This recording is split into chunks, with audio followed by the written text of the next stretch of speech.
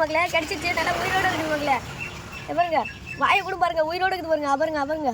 இன்னைக்கு ஒரு புட்டி மக்களே மீன் வறுக்கிற மசாலா இப்போ எண்ணெய் ஊற்றிக்கலாம் லேசாக சால்ட் போட்டுக்கலாம்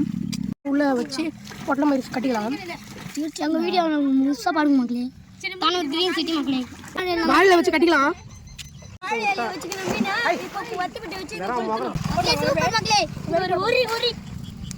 சூப்பரா இருக்குது மக்களே